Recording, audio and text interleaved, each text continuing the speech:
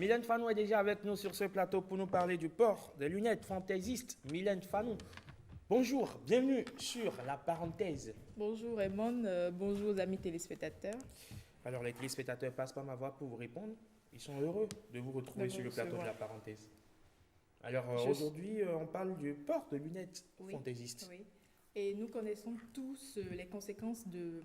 Nous avons tous conscience de l'impact du handicap visuel sur la qualité de vie. Alors, comment comprendre cet intérêt soudain pour le port de lunettes? La tendance actuelle veut qu'on mette des lunettes sans aucune prescription médicale.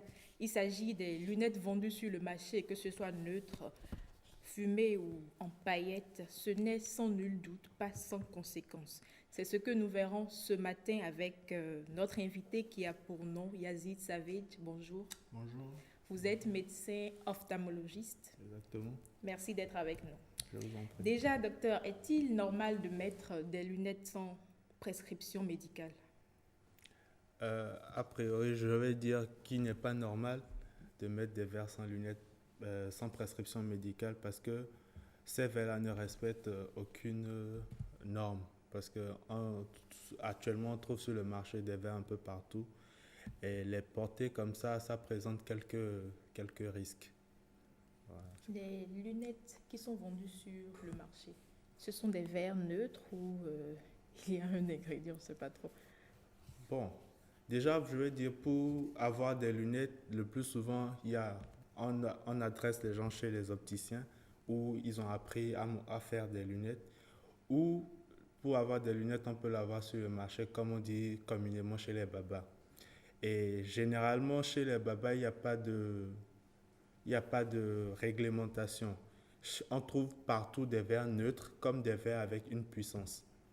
Je vois. Donc, voilà ce que je peux déjà dire. Quand je décide, par exemple, aujourd'hui de mettre des verres sans aucune prescription, est-ce qu'il y a des conséquences à court terme? Déjà, une semaine après, 2 semaines après, est-ce que j'aurais peut-être mal aux yeux? Est-ce qu'il y a des conséquences à court terme déjà?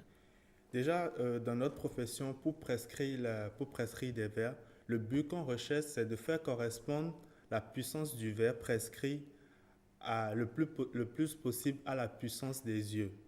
Et dans ce cas, il n'y a pas de problème. Maintenant, la personne qui se fait concevoir des verres sans lunettes médicales, il n'est pas sûr d'avoir la puissance de verre qui correspond à son œil.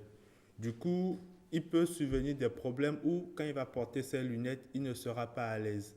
Donc, c'est essentiellement ça à court terme. Quand les lunettes ne sont pas adaptées à ses yeux, il va se plaindre de douleurs, de maux de tête quand il porte les lunettes ou de flou visuel quelquefois. De douleurs, de maux de tête à court terme et à long terme, si cette personne continue avec, quelles seront les conséquences? À long terme, si les verres sont mal adaptés, à long terme, il pourra peut-être s'y adapter, se forcer à s'y adapter. Et dans ce cas, pour revenir à sa correction de base, à la puissance de verre qu'il lui faut réellement, c'est la difficulté un peu plus élevée pour le ramener à sa correction de base.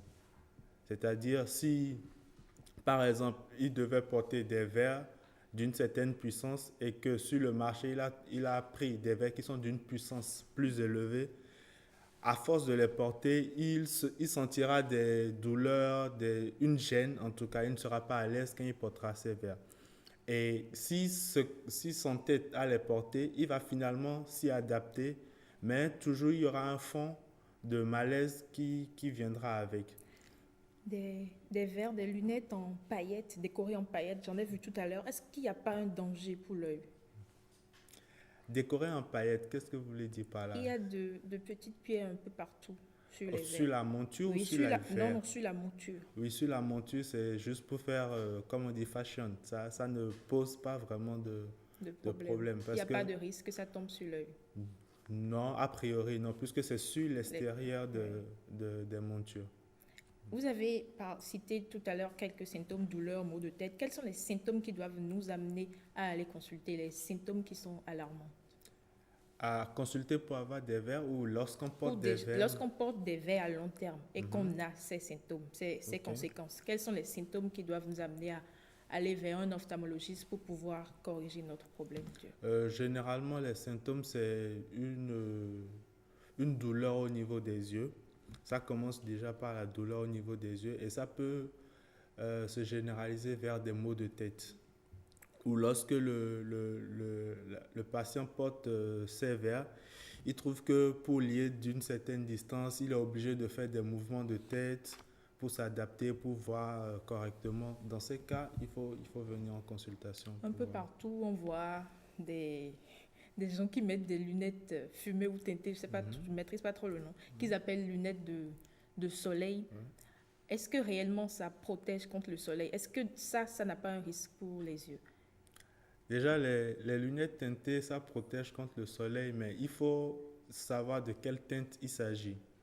Généralement, ce travail est confié aux opticiens qui maîtrisent mieux les différentes teintes. Maintenant, les verres de soleil qu'on trouve chez les babas, a priori, ça ne présente pas de risque. Si le verre est neutre, genre, ça n'a aucune puissance. C'est comme si le patient regarde toujours avec ses yeux, mais à travers un écran qui est fumé. On les appelle les lunettes de soleil, mais on en voit qui, même à l'intérieur, entre les quatre murs, continuent avec les lunettes. Est-ce que ça, c'est une déformation de la chose, parce que les lunettes, c'est effectivement pour protéger contre le soleil. Maintenant, en intérieur, certaines personnes qui sont vraiment sensibles à la lumière, ils les portent pour se protéger les yeux, parce qu'il y a certaines personnes, dès qu'il y a beaucoup de lumière, même à l'intérieur, oui, ça commence à couler. Les yeux commencent à couler. Maintenant, généralement, moi, ce que je vois, généralement, c'est les gens qui portent ça pour faire le malin, en fait. On a l'impression aujourd'hui que les gens se découvrent une forme de passion à porter des verres, c'est-à-dire on porte des verres à l'emporte-pièce. Est-ce à dire aujourd'hui est-ce que justement c'est le malaise qui est en train de grandir en ce qui concerne les pathologies visuelles ou c'est plutôt une tendance à frimer? Parce que de plus en plus les gens portent des verres. Oui, de plus en plus les gens portent des verres. Déjà, ça part de la raison pour laquelle ils portent des verres. Ça, quand on voit quelqu'un qui porte des verres, on ne peut pas savoir s'il est malade ou s'il le porte vraiment pour frimer. Déjà, il y a ce qu'on appelle des troubles de réfraction qui amènent à prescrire des verres chez nous, les ophtalmologistes. Mais en dehors de ça, il n'y a pas de nécessité de porter des verres si vous n'avez pas de problème. Déjà, vous ne voyez pas bien ou la lumière vous gêne beaucoup. On passe assez de temps devant la télévision, les ordinateurs, nos portables et tout. Est-ce qu'il n'y a pas un moyen pour protéger nos yeux? Si on ne veut peut-être pas aller chez un ophtalmologiste, on peut simplement aller sur le marché, on prend un verre. Généralement, la protection contre les écrans, il y a des traitements qu'on fait avec les verres, notamment les traitements anti-reflets, blue cut, ainsi de suite. Ça, c'est plus du domaine de l'opticien. Mais les écrans en eux-mêmes ne présentent pas un risque pour les yeux. C'est vrai que les écrans peuvent faire découvrir que le sujet a des troubles au niveau de sa vision. Parce qu'à force de rester devant un écran, il sollicite beaucoup ses yeux. Et il fait des efforts, et c'est là il va dire, depuis que je travaille sur l'ordinateur tout le temps là, je sens que ça fait mal. En fait, les écrans révèlent un trouble qui est caché. Voilà. Oui, voilà, donc vous avez dit l'essentiel, je crois, sinon tout dit sur le port de verre fantaisiste. Vous avez un conseil, docteur? Le conseil que moi je vais déjà donner, c'est pour ceux qui portent déjà les verres. Et ceux qui portent des verres, au moins il faut se faire consulter une fois par an pour voir l'état des verres, si c'est toujours adapté, si les verres ne sont pas rayés. Parce que quand les verres sont rayés, on fait plus d'efforts et on sollicite l'œil. Généralement, ça a une date d'expiration normalement. Les verres n'ont pas vraiment une date d'expiration, mais c'est le sujet qui grandit. Et quand le sujet grandit, la puissance de ses yeux varie par rapport à la puissance des verres. Donc, tant qu'il porte des verres et qu'il est à l'aise, les verres, ça marche. Mais si les verres ne sont pas rayés, bien entretenus, il peut les porter aussi longtemps qu'il veut. Mais si il remarque qu'il y a une différence avec ce qu'il avait avant, c'est que la puissance de ses yeux a varié et là, il faut venir pour changer les verres.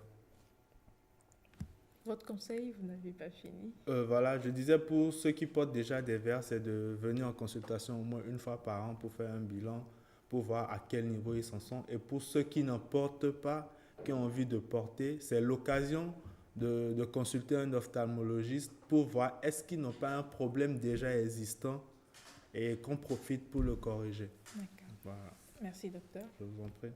Merci également à vous aussi, Mylène. Vous nous parliez à l'instant du port de verres fantaisistes. Est-ce que cela constitue un danger pour les yeux? Les uns et les autres, pardon, peuvent se faire une idée. Donc, à partir de votre rubrique